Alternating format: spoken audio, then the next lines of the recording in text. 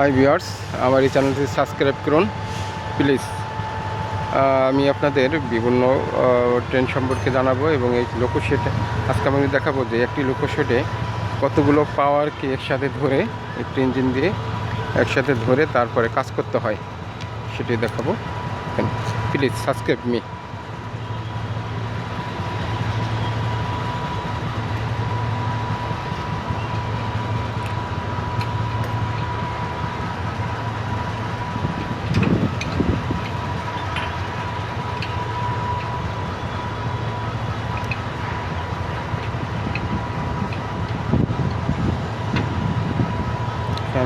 এক 3012 3011 কাপলিং করা আছে।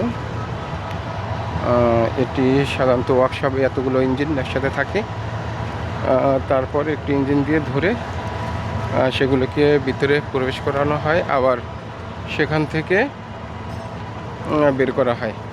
এটি অত্যন্ত ঝুঁকিপূর্ণ কাজ। এখানে কাপলিং করা আছে।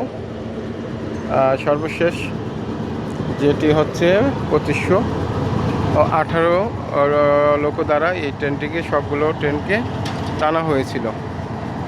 একটি, দুইটি, তিনটি, চারটি, 5টি ট্রেনকে একসাথে ধরে তারপর টান দেওয়া হয়েছিল।